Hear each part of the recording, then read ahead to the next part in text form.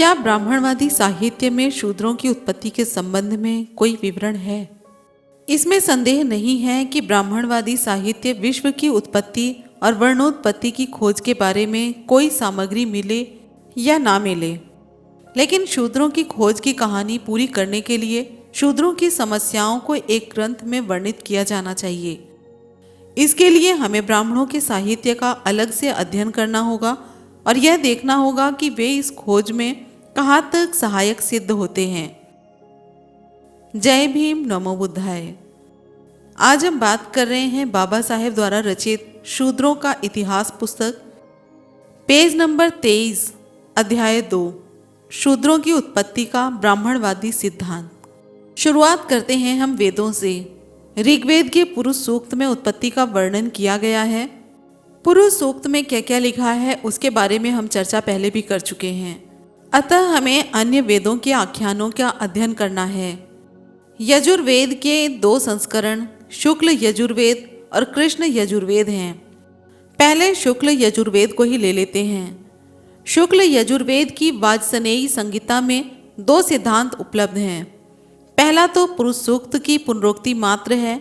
अंतर केवल इतना है कि इसमें पुरुष सूक्त के 22 मंत्र दिए गए हैं, जबकि ऋग्वेद के मूल पुरुष सूक्त में केवल 16 मंत्र हैं। शुक्ल यजुर्वेद के अलावा 6 मंत्र निम्न हैं। पहला है, प्रारंभ में विश्वकर्मा ने उसे जल और पृथ्वी के सार से उत्पन्न किया। त्वष्टा ने उसे पुरुष का रूप प्रदान किया कि प्रारंभ में विश्व में पुरुष ही व्याप्त है। दूसरा है, मैं अंधकार की परिधि से परे सूर्य वर्ण महान पुरुष को पहचानता हूँ। उसको जानने पहचानने पर ही मृत्यु के बंधन से छुटकारा मिलता है, इसके अलावा कोई मार्ग नहीं है। तीसरा है, अजन्मा प्रजापति विविध रूपों में प्रकट होता है। विद्वान उसका माध्यम जानते हैं और मारीची के स्थान पर कामना करते हैं। चौथा है, जो देवताओं के लिए प्रकाश करता है, जो देवताओं का पुरोहित है और जो र देवताओं से पहले पैदा हुआ है, ब्रह्मा की उस तेजस्वी संतति को नमस्कार। पांचवा है, देवताओं ने ब्रह्मा की संतान वृद्धि करते हुए प्रारंभ में ही व्यवस्था दे दी। ब्राह्मण वह है जो यह जानता है कि देवजन उसके अधीन रहेंगे। छठा है, जिसकी श्री और लक्ष्मी पत्नियां हैं, दिन और रात जिसके अंगरक्षक हैं, तारागण जिसके आभूषण हैं और अश्विनी के समान दैदीप्यमान जिसका मुख है, वह मेरी सभी कामनाओं को पूरा करे, मुझे सभी पदार्थ प्रदान करे। वाजसनेयी संहिता में दिया गया दूसरा सिद्धांत पुरुष सूक्त से बिल्कुल अलग ही है। वह इस प्रकार है, जो कि आपको स्क्रीन पर दिखाई दे रहा है। अब हम कृष्ण यजुर्वेद पर आते हैं। कृष्ण यजुर्वेद की तैत्तिरीय संहिता में 5 व्याख्याएं हैं। श्लोक की व्याख्या शुक्ल यजुर्वेद की वाजसनेयी संहिता के श्लोक की व्याख्या के समान है, जिसका कि अभी हमने उल्लेख किया है। बाकी जिनमें शूद्रों की उत्पत्ति का उल्लेख किया गया है वह इस प्रकार है। पहला है तैत्तिरीय संहिता। देवता राजन्य से भयभीत थे। जब वह गर्भ में था उन्होंने उसे पाश में बांध दिया। परिणाम स्वरूप वह राजन्य बंधन युक्त उत्पन्न हुआ। यदि वह अजन्मा बंधन मुक्त जन्म लेता तो वह अपने शत्रुओं का वध करता। यदि राजन्य यह इच्छा करे कि वह बंधन मुक्त उत्पन्न हो और अपने शत्रुओं का हनन करता रहे, तो वह उसे इंद्र ब्राह्मण स्पत्य आहुतियां दे। राजन्य इंद्र के समान है और ब्राह्मण बृहस्पति है। ब्राह्मण के माध्यम से ही कोई राजन्य को मुक्त कर सकता है। स्वर्ण बंधन रूपी उपहार स्पष्ट रूप से ऐसे बंधन से मुक्त करता है। दूसरा उल्लेख इस प्रकार है। तैत्तिरीय संहिता में प्रजापति ने सृजन की इच्छा व्यक्त की। इसने अपने मुख से तीव्रत स्तोम की रचना की। इसके उपरांत अग्निदेव, गायत्री छंद, साम, रथांतर, मानवों में ब्राह्मण और पशुओं में बकरा उत्पन्न किया। उनकी उत्पत्ति मुख से हुई है। अस्तु प्रमुख है। उसने अपने वक्ष से और बाहुओं से पंचद की रचना की। इसके बाद देवों में इंद्र, छंदों में त्रिष्टुम, साम में बृहत, मानवों में राजन्म और पशुओं में मेष पैदा किए। ये शक्तिशाली अंगों से पैदा होने के कारण बलशाली हैं। उसने अपने बीज से सप्तदश की रचना की।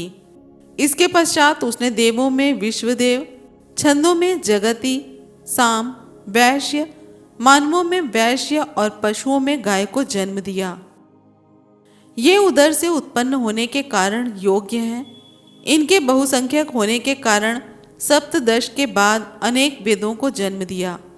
तदुपरांत उसने अपने पैरों से 21 की रचना की, जिससे अनुष्टुप छंद, साम, वेराज, मानवों में शूद्र और पशुओं में अश्व पैदा किए।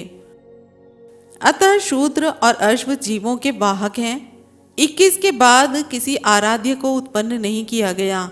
अतः शूद्र यज्ञ करने के अधिकार से वंचित हैं। अस्तु दोनों का जीवन भी पैरों यानी दास्ता में ही व्यतीत होता है।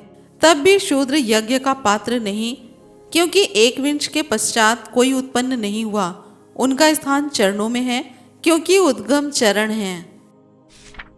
अथर्व वेद में पुरुष सूक्त की तरह 4 व्याख्याएं हैं। पहली ऋग्वेद के पुरुष सूक्त के समान है और दूसरी निम्न प्रकार है, जो कि आपको स्क्रीन पर दिखाई दे रही हैं।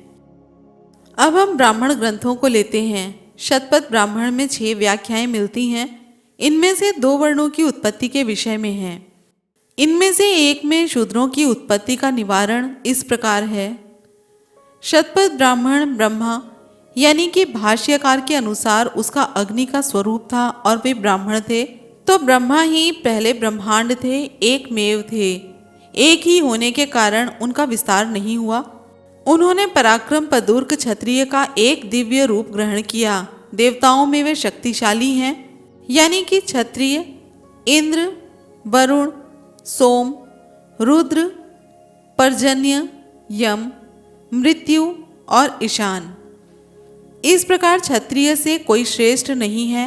अतः ब्राह्मण राजसूय यज्ञ में क्षत्रिय से नीचे बैठते हैं। वे क्षत्रिय की गरिमा को स्वीकार करते हैं। यही ब्रह्मा क्षत्रिय का उद्गम है। हालांकि राजा श्रेष्ठता को प्राप्त करता है, अंत में वह अपने उद्गम के रूप में ब्राह्मण की शरण में आता है। जो ब्राह्मण को नष्ट करता है वह अपने उद्गम को भ्रष्ट करता है। वह अति दमनीय बन जाता है, मानो उसने अपने से श्रेष्ठ को आहत किया हो। उसका विकास नहीं हुआ। उसने विष उत्पन्न किया। देवताओं की श्रेणी में वसु, रुद्र, आदित्य, विश्वदेव, मारुत आते हैं। उसका विकास नहीं हुआ। उसने शूद्र वर्ण पूषण उत्पन्न किए। यह पृथ्वी पूषणा है, क्योंकि वह सभी का पोषण करती है। उसका विकास नहीं हुआ। उसने शक्ति से एक विलक्षण रूप में उत्पन्न किया न्याय, यानी कि धम। वह शासक यानी कि क्षत्रिय है, अर्थात न्याय है। इस प्रकार न्याय से श्रेष्ठ कुछ भी नहीं।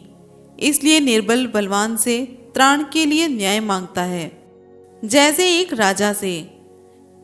यह न्याय सही है। परिणाम स्वरूप वे ऐसे व्यक्ति के विषय में कहते हैं जो सही बोलता है, न्याय करता है, क्योंकि उसमें दोनों गुण हैं। यह ब्रह्मा क्षत्रिय, विष और शूद्र हैं।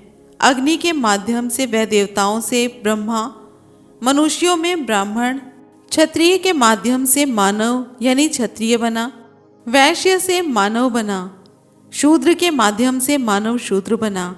अतः वह देवताओं में अग्नि, मनुष्यों में ब्राह्मण है।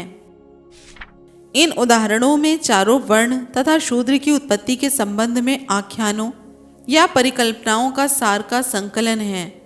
प्राचीन काल में ब्राह्मण ये भलीभांति जानते थे कि चातुर्वर्ण्य व्यवस्था अस्वाभाविक और असामान्य सामाजिक व्यवस्था तो है ही, उसमें शूद्रों का स्थान और भी अप्राकृतिक और कृत्रिम है। इस कुटिल व्यवस्था को तर्क सम्मत सिद्ध करने के लिए ही समुचित विविध व्याख्यानों की जरूरत पड़ी, अन्यथा चातुर्वर्ण्य व्यवस्था और शूद्रों की उत्पत्ति के विषय में इतना अधिक औचित्य दिखाने का वर्णन मिलना असंभव ही होता। इन कथनों के संबंध में क्या कहा जाए? सभी कथाएं भ्रामक हैं। चातुर्वर्ण्य की उत्पत्ति कोई पुरुष से बताया है तो कोई ब्रह्मा से, कोई प्रजापति को सृष्टा घोषित करता है तो कोई ब्रात्य को। इतना ही नहीं, एक ही स्रोत के अंतर्गत दी गई व्याख्याएं तक अलग हैं। जैसे शुक्ल यजुर्वेद की 2 व्याख्याएं, एक तो उत्पत्ति का स्रोत पुरुष को मानता है और दूसरा प्रजापति को। कृष्ण यजुर्वेद में 3 वर्णन हैं, जिसमें 2 के द्वारा प्रजापति को सृष्टा माना गया है और 1 में सृजनकर्ता ब्राह्मण हैं। अथर्ववेद में 4 आख्यान हैं, 1 में पुरुष को, दूसरे में ब्राह्मण को, तीसरे में ब्रात्य को उत्पत्ति का स्रोत कहा गया है। चौथी व्याख्या तो इन तीनों से ही अलग है। इसका सिद्धांत समान होने पर भी विवरण अलग है। ब्रह्मा और प्रजापति के स्वरूप के माध्यम से दी गई व्याख्याएं एकदम काल्पनिक हैं। मनु या कश्यप के माध्यम से की गई व्याख्याएं मानवीय स्वरूप की हैं।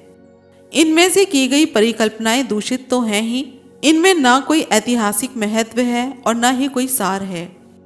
प्रोफेसर मैक्स मूलर ने अपनी कृति प्राचीन संस्कृत साहित्य पृष्ठ नंबर 200 पर ब्राह्मण ग्रंथों का विवेचन करते हुए कहा है, भारतीय समाज में यह एक उल्लेखनीय दौर रहा है कि ब्राह्मणों ने महत्वपूर्ण स्थिति बना ली थी, परंतु अपने विषय में उसने जो साहित्य रचा निस्संदेह वह बहुत ही अवांछनीय है।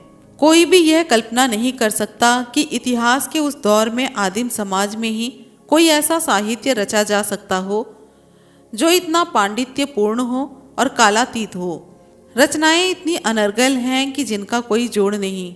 उसमें उपहासास्पद विचार भरे पड़े हैं, जिनमें सशक्त भाषा और सुविचारित तर्क हैं और विचित्र परंपराएं हैं।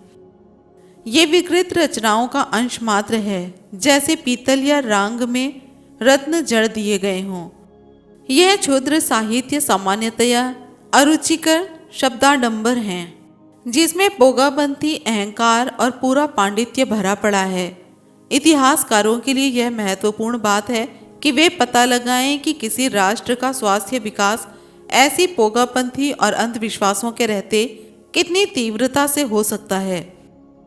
हमारे लिए यह भी जानना महत्वपूर्ण है कि आरंभिक काल में क्या कोई देश ऐसी महामारी से ग्रस्त हो सकता है।